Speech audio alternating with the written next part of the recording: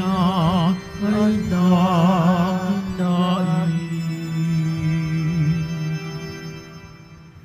Sa ngalan ng Ama at ng Anak at ng Espiritu Santo. Amen. Sumainyo ang Panginoon. At sumaiyo rin.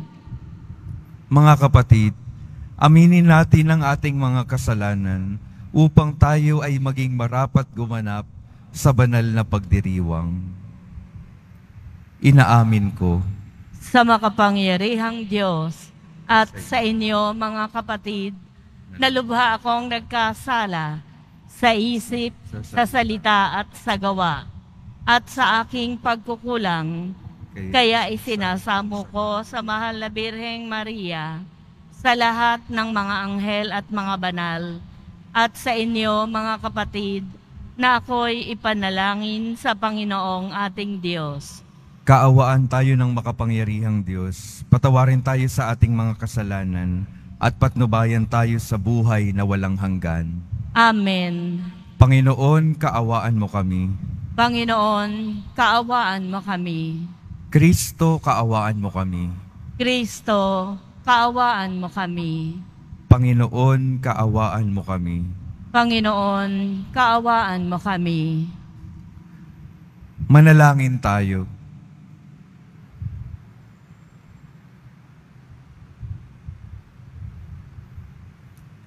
Ama naming makapangyarihan, itaguyod mo ang aming ginagampanan, alinsunod sa iyong kalooban, upang sa ngalan ng anak mong mahal, kami maging marapat magkaroon ng karagdagan sa aming paggawa ng mga kabutihan, sa pamamagitan ni Jesucristo, kasama ng Espiritu Santo, magpa sa walang hanggan.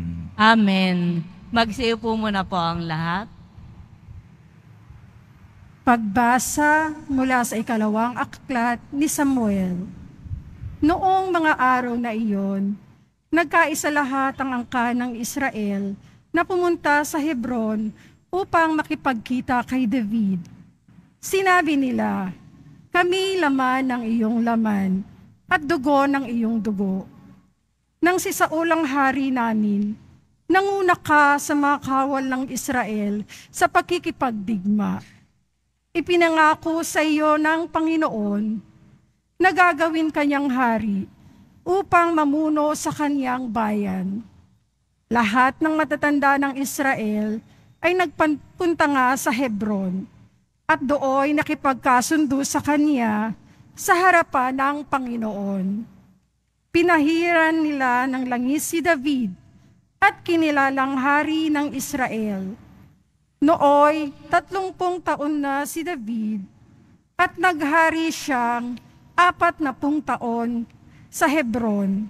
7 taon at kalahati siyang namahala sa Huda. Sa Jerusalem naman ay 33 taon siyang naghari sa buong Israel at Huda. Nang siya'y maging hari, pinangunahan niya ang kanyang mga kawal upang lusubin ang mga Hebuseo na nasa Jerusalem. Sinabi nila kay David, "Hindi ka makapapasok dito kahit mga bulag at lumpo lamang ang magtanggol dito." Ngunit nakuha ni David ang kuta ng Sion, na tinawag na lungsod ni David hanggang ngayon. Habang lumalaon, ay lalong nagiging makapangyarihan si David, pagkat sumasa kanya ang Panginoon, ang Diyos na makapangyarihan. Ang salita ng Diyos. Salamat sa Diyos. Pag-ibig ko't pagtatapat ay ibibigay kong ganap. Pag-ibig ko't pagtatapat ay ibibigay kong ganap. Ika'y nagsalita noon pa mang una sa mga lingkod mo at ipinakita yaong pangitain at ito ang badya. Aking pinutungan ang isang dakila na aking pinili sa gitna ng madla.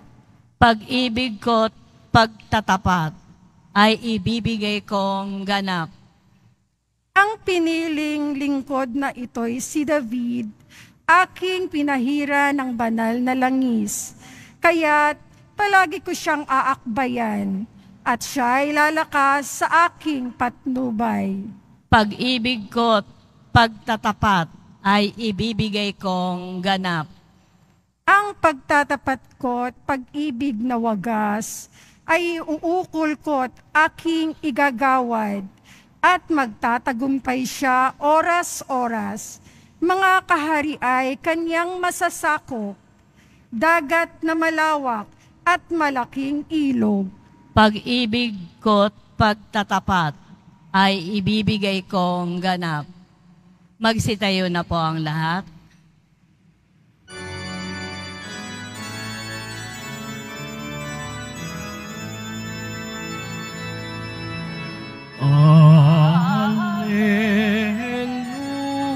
Alleluia,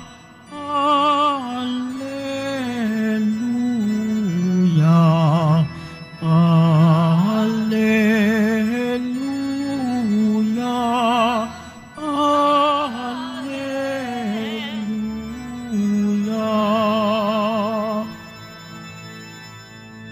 Si Kristo ay nagtagumpay, nalupig ang kamatayan, nagningning ang pagkabuhay. Alleluia, alleluia, alleluia,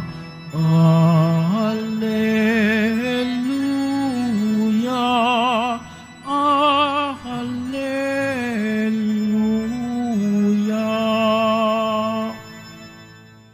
Sumainyo ang Panginoon. At sumaiyo rin. Ang mabuting balita ng Panginoon ayon kay San Marcos. Papuri sa iyo, Panginoon. Noong panahong iyon, sinabi ng mga eskribang dumating mula sa Jerusalem, inaalihan siya ni Beelzebul, ang prinsipe ng mga demonyo. Ito ang nagbigay sa kanya ng kapangyarihang magpalayas ng mga demonyo.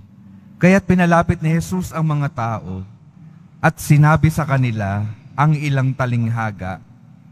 Paano mangyayaring palayasin ni Satanas si Satanas? Kapag naglaban-laban ang nasasakupan ng isang kaharian, hindi mananatili ang kahariang iyon. At kapag naglaban-laban ang magkakasambahay, hindi mananatili ang sambahayang iyon. Gayon din naman, kapag naghimagsik si Satanas laban sa kanyang sarili at naglaban-laban ang kanyang nasasakupan, hindi magtatagal at darating ang kanyang wakas.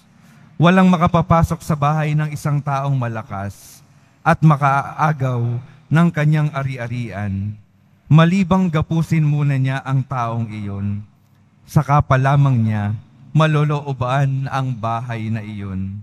Tandaan ninyo ito. Maaring ipatawad sa mga tao ang lahat ng kasalanan at panlalait nila sa Diyos. Ngunit ang sino mang lumait sa Espiritu Santo ay hindi mapapatawad. Ang kanyang kasalanan ay hindi mapapawi kailanman.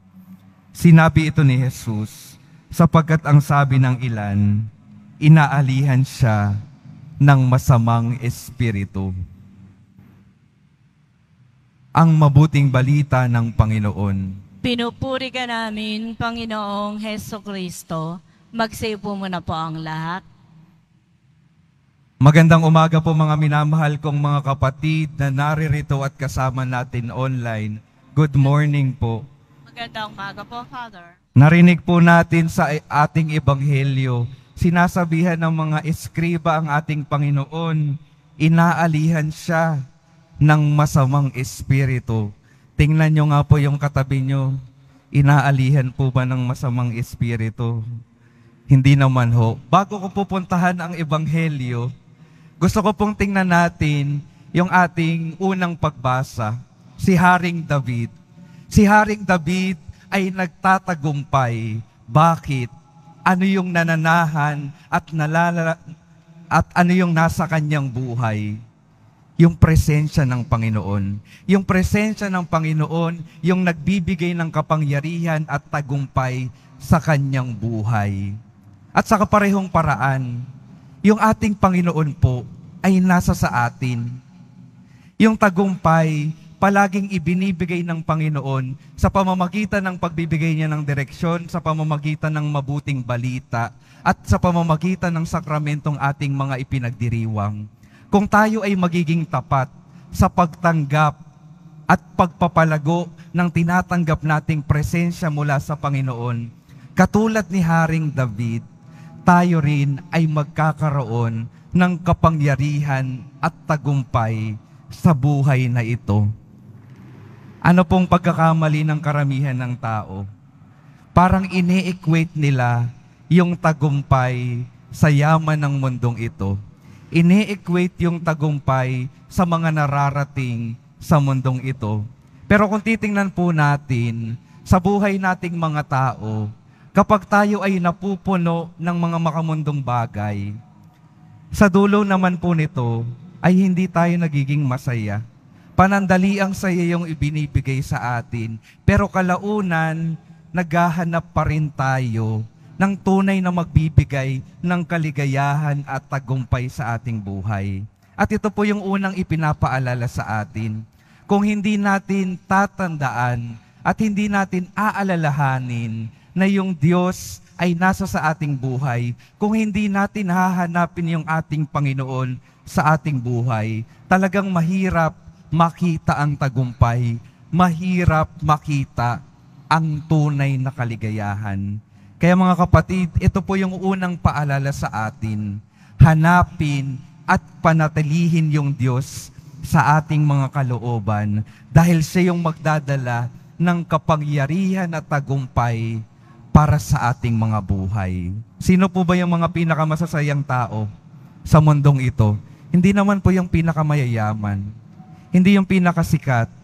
Yung mga pinakamasasayang tao, yung masayang naglilingkod at sumusunod sa Diyos. Kahit hindi maraming material na bagay, basta't alam nila na kasama nila yung Diyos, maligaya at panatag sila. Ito nawa yung unang katotohanan na mapaalalahanan tayo sa araw na ito. Hindi natin kailangan ng maraming bagay. Hindi natin kailangan ng maraming pera.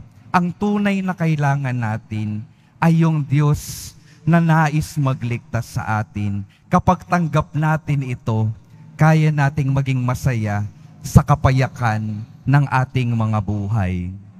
Punta naman po tayo sa Ebanghelyo. Sa Ebanghelyo po, sinabi ni Jesus, yung kasalanang hindi mapapatawad.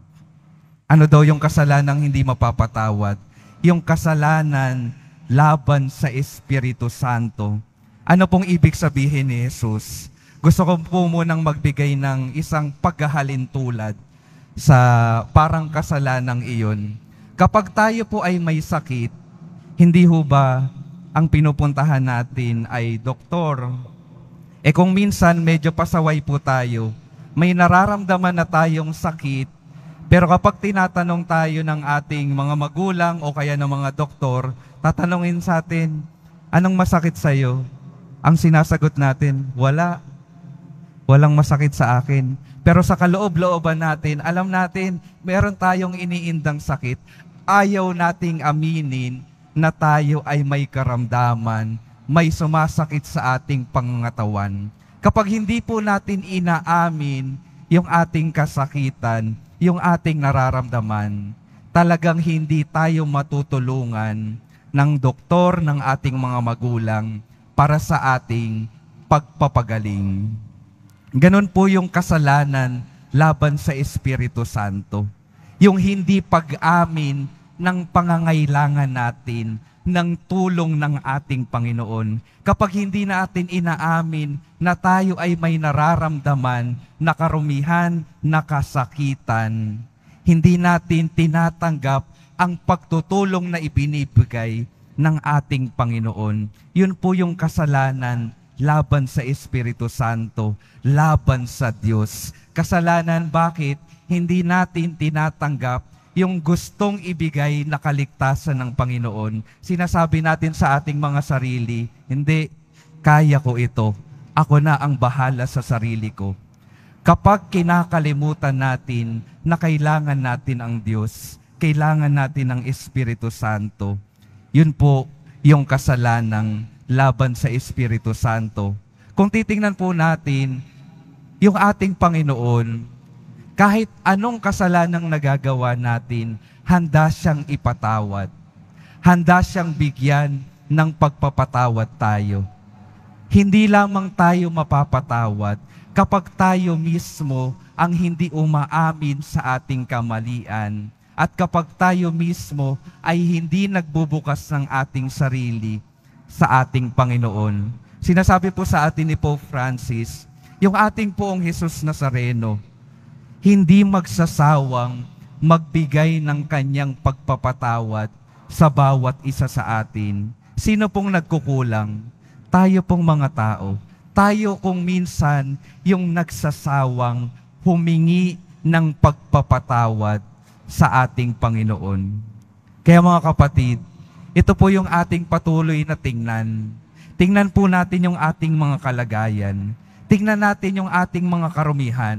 Tingnan natin yung pangangailangan natin ng paglilinis ng ating Panginoon. At kapag nakita natin yung ating mga pagkakasala, buksan natin yung ating sarili para tayo ay matulungan ng ating Panginoon.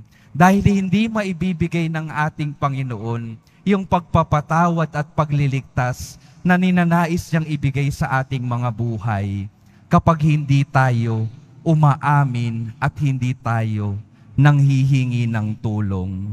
Gusto ko pong tapusin yung aking pagninilay sa isang kwento. Nung high school po ako, hindi pa po uso yung Waze o kaya Google Maps. Isang araw po, nag-usap kami ng mga kaklase ko na pupunta sa isang bahay para gumawa ng project. Isang beses na po akong nakapunta doon sa bahay ng kaklase kong iyon. Sabi ko sa kanya, pupunta na lang ako sa ganitong oras. Nag-usap kami, magkikita kami ng 9:00 ng umaga. Tapos mga mag-aalas 10 na, hindi pa raw ako dumadating. Ang katotohanan po ay naliligaw na ako.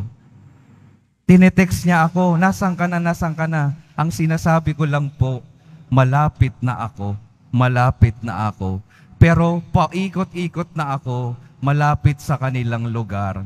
Nung hindi ko na talaga, kung nung bata po ako, kung babalikan ko po, kung nung mas bata pa ako, sisigaw na ako, Mama, naliligaw ako. Mama, hindi ko na alam kung nasaan ako. Pero medyo matanda na po ako noon. Medyo sinasabi ko sa aking sarili na kaya kong hanapin. Nung hindi ko na talaga mahanap, minessage ko na yung aking kaklase. Nawawala na ako. Nandito ako sa ganitong tindahan sa may kanto. At alam nung kaklase ko kung saan yung lugar na iyon. At hinanap at pinuntahan ako. At kami ay sabay na naglakbay patungo sa kanilang bahay. Ano pong pinapakita noon? Mga kapatid, sa buhay natin dito sa mundong ito, kailangan natin na aminin kapag nawawala na tayo. Kailangan nating aminin kapag hindi na natin alam kung saan tayo pupunta. Kailangan tayong sumigaw sa ating Panginoon na nawawala tayo. Pag-amin yung naging daan para sa akin, para ako ay matulungan nung kaklase ko. Pag-amin na nawawala ako, yung naging daan para ako ay mapuntahan at ako ay makapunta sa dapat kong puntahan. Ganon din po sa buhay natin. Kailangan natin ng pag-amin upang tayo ay matagpuan ng Diyos at upang tayo ay magabayan ng Diyos kung saan niya tayo nais papuntahin. At mga kapatid, sasabihin ko po sa inyo, nais tayong mapuntahan ng Diyos kung nasaan man tayo. At ninanais ng Diyos na tayo ay makarating kung nasaan siya sa ngayon, sa kalangitan. Kaya mga kapatid, sa pagpapatuloy ng ating pagdiriwang, napakahalaga yung ating pag-amin kapag tayo ay nawawala na, upang tayo ay tunay na matulungan ng ating Panginoon patungo sa tamang daan, patungo sa daan ng kaligtasan. Amen. Magsitayo na po ang lahat.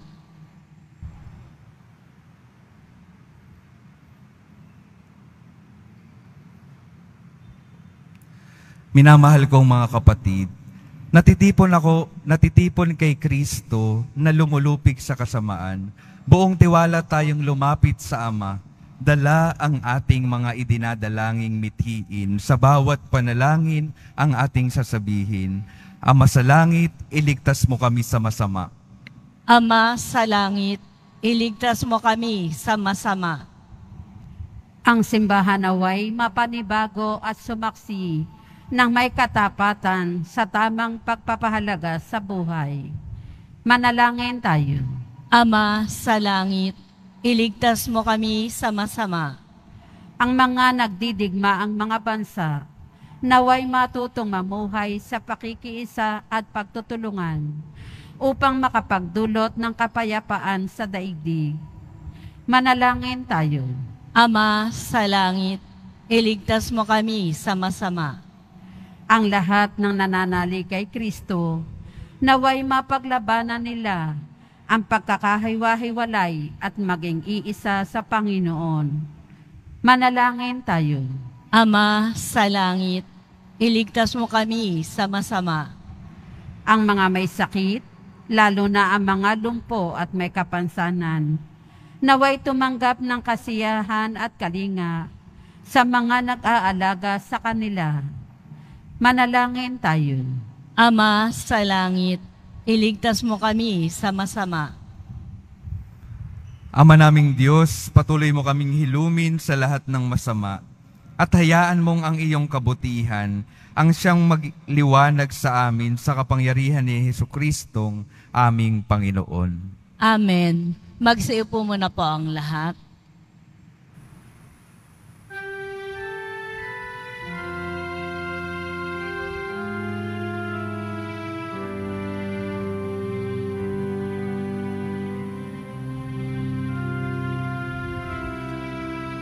Itong alak at tinapay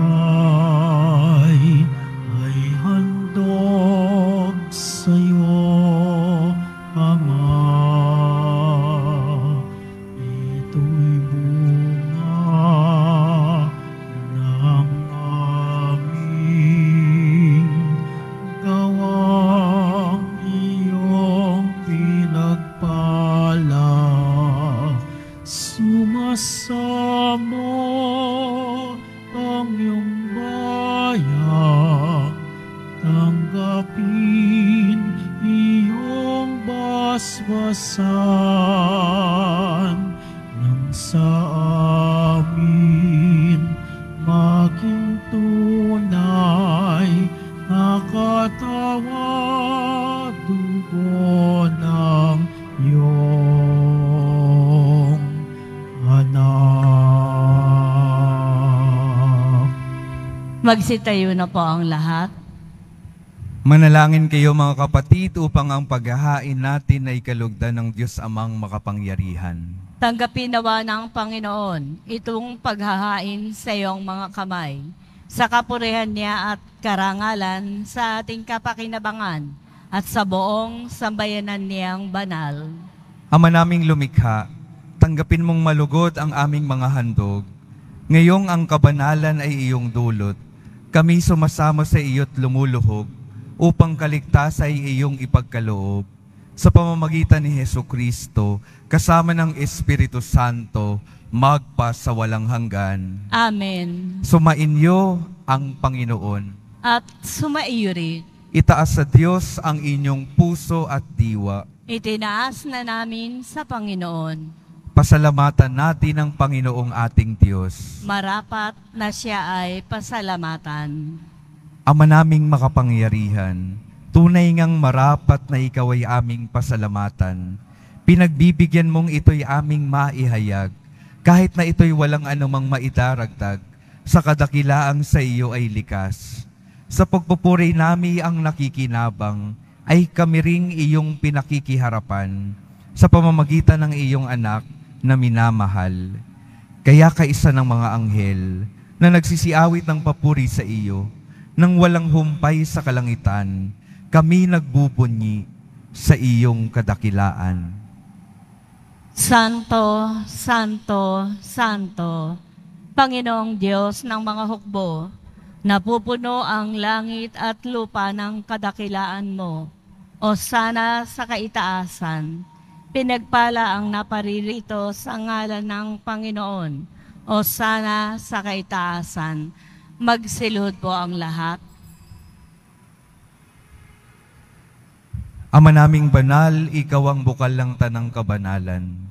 Kaya't sa pamamagitan ng iyong Espiritu, gawin mong banal ang kaloob na ito, upang para sa amin maging katawan at dugo ng aming Panginoong Hesukristo. Bago niya pinagtiis ang kusang loob na maging handog, hinawakan niya ang tinapay, pinasalamatan kaniya, pinaghati-hati niya iyon, iniabot sa kanyang mga alagad at sinabi, "Tanggapin ninyong lahat ito at kanin. Ito ang aking katawan na ihahandog para sa inyo."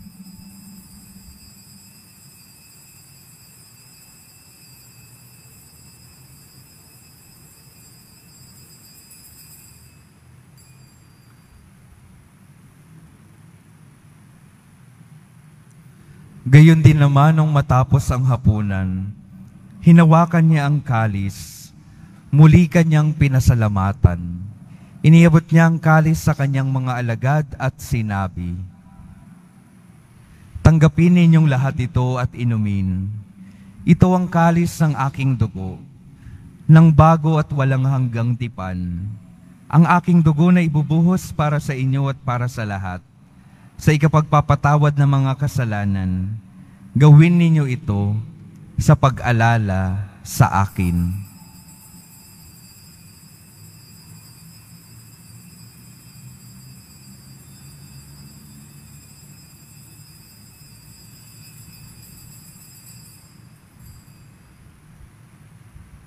Magsitayo na po ang lahat. Ipagbunyi natin ang misteryo ng pananampalataya. Si Kristo'y namatay, si Kristo'y nabuhay, si Kristo'y babalik sa wakas ng panahon. Ama, ginagawa namin ngayon ang pag-alala sa pagkamatay at muling pagkabuhay ng iyong anak, kaya't iniaalay namin sa iyo ang tinapay na nagbibigay buhay at ang kalis na nagkakaloob ng kaligtasan. Kami nagpapasalamat dahil kami iyong minarapat na tumayo sa harap mo para maglingkod sa iyo. Isinasamo namin kaming magsasalo-salo sa katawan at dugo ni Kristo ay mabuklod sa pagkakaisa sa pamamagitan ng Espiritu Santo. Ama, lingapin mo ang iyong simbahang laganap sa buong daigdig. Puspusin mo kami sa pag-ibig kaysa ni Francisco na aming Papa at ni Jose na aming Obispo at ng Tanang Kaparian. Alalahanin mo rin ang mga kapatid naming nahimlay nang may pag-asang sila'y muling mabubuhay. Gayon din ang lahat ng mga pumanaw. Kawaan mo sila at patuloyin sa iyong kaliwanagan. Kawaan mo at pagindapatin kaming lahat na makasalo sa iyong buhay na walang wakas. Kaysa ng mahal na Berheng Maria na ina ng Diyos, na kabiyak ng puso niyang si San Jose, kaysa ng mga apostol at ng lahat ng mga banal na namuhay dito sa daigdig ng kalugod-lugod sa iyo. May pagdiwang nawa namin ang pagpupuri sa ikararangal mo sa pamamagitan ng iyong anak na aming Panginoong Heso Kristo.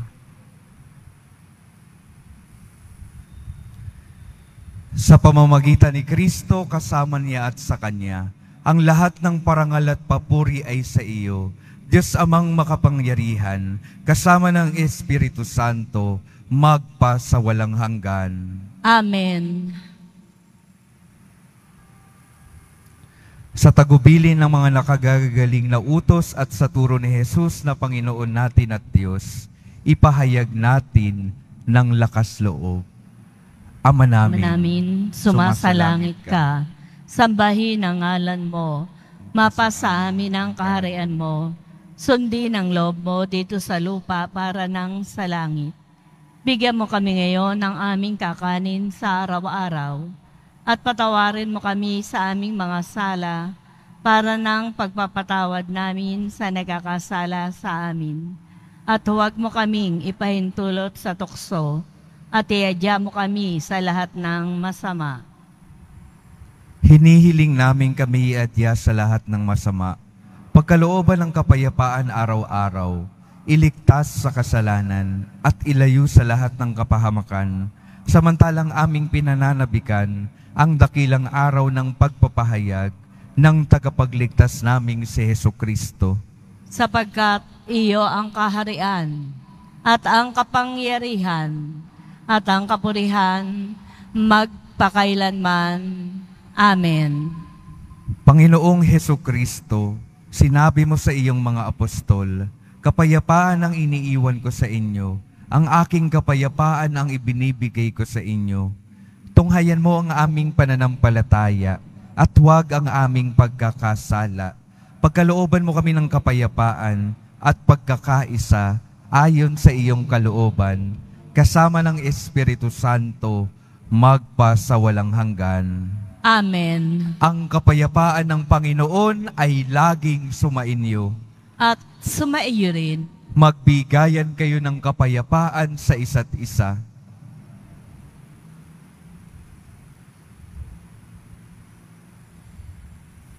Kordero ng Diyos na nag-aalis ng mga kasalanan ng sanlibutan, maawa ka sa amin. Kordero ng Diyos na nag-aalis ng mga kasalanan ng sanlibutan, maawa ka sa amin. Kordero ng Diyos na nag-aalis ng mga kasalanan ng sanlibutan, ipagkaloob mo sa amin ang kapayapaan. Magsilod po ang lahat.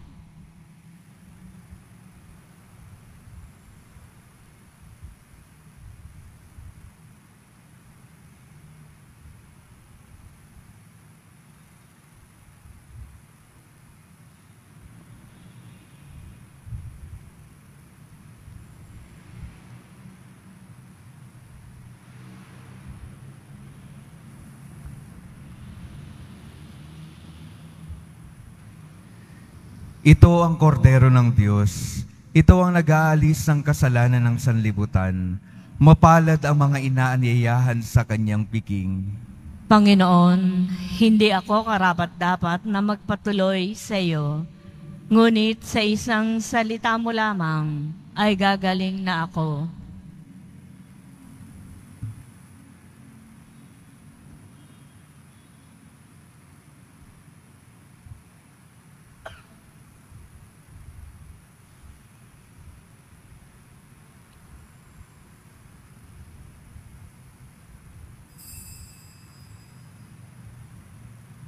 Para po sa lahat ng tatanggap ng banal na komunyon, sasagot po tayo ng amen. Pagkasabi po ng pari o ng lay ministers ng katawan ni Kristo, at isubo po agad sa bibig bago umalis sa harapan ng pari o ng lay ministers. Sumunod po tayo at maraming salamat po.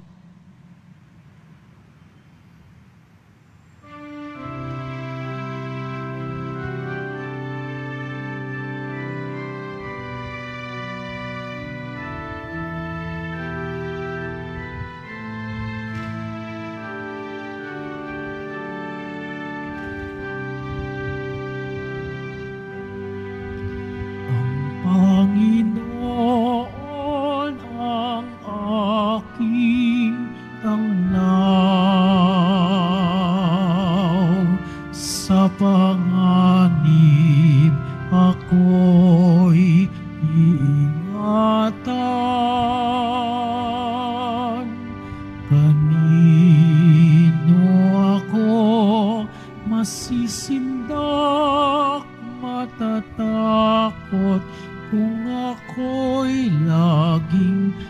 nasa piling niya. O Diyos, pakinggan mo ang aking tawag at sa aking maawat mahabag. Buhay ko may pagtangkaan, buhay ko may pagbantaan, sa'yo pa rin magtitiwala kailanman. Ang Panginoon ang aking tanglaw,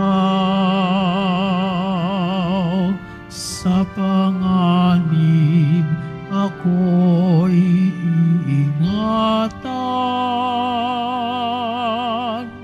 Kanino ako masisindak, matatakot kung ako'y laging nasa piling niya. O Diyos, sana'y pahintulutang mamalagi sa banal mong dapan. Ang tinig mo'y mapakinggan, pag-ibig mo'y maramdaman, kadakilaan mo't ganda'y masaksihan. Ang Panginoon ang aking tanglaw, sa panganib ako'y iingatan. Kanino ako masisindak, matatakot kung ako'y laging nasa piling niya. Kanino ako masisindak, matatakot kung ako'y laging nasa piling niya.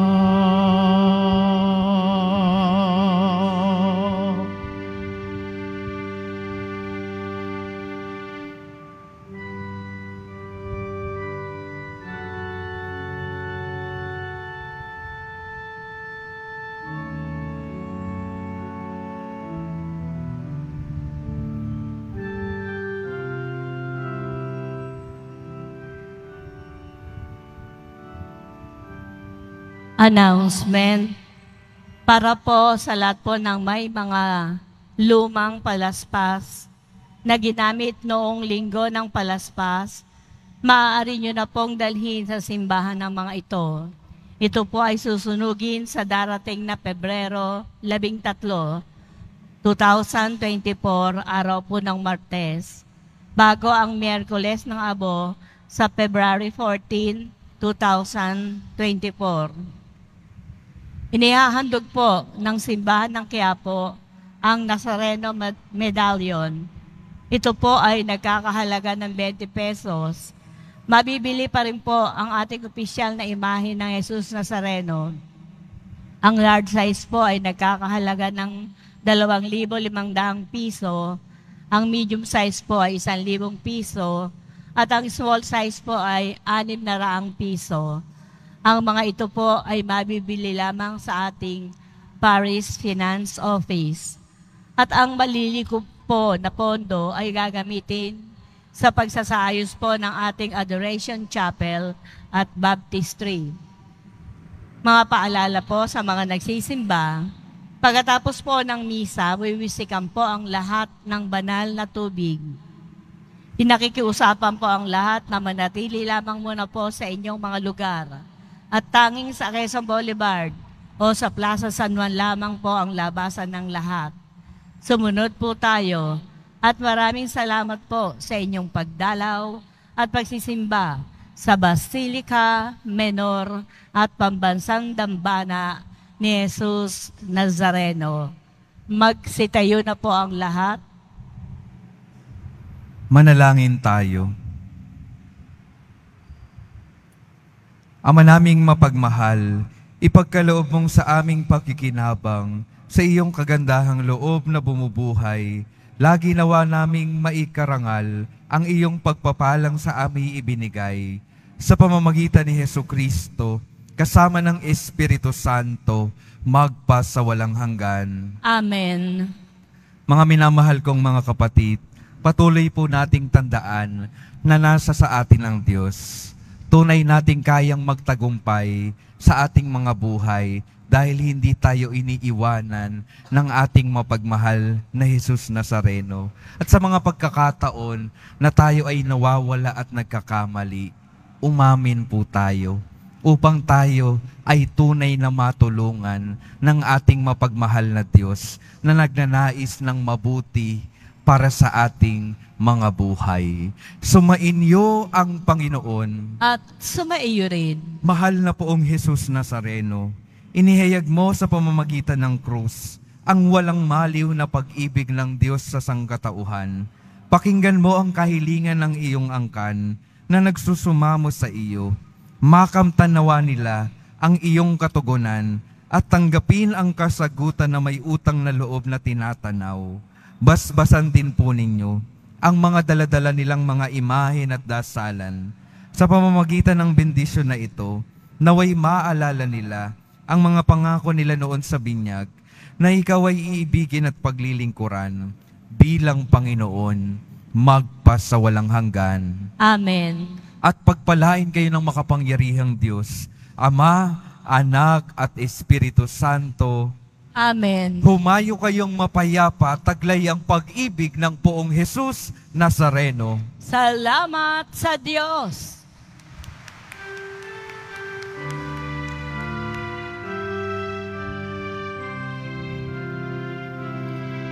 Nuestro Padre Jesus Nazareno, sinasamba ka namin,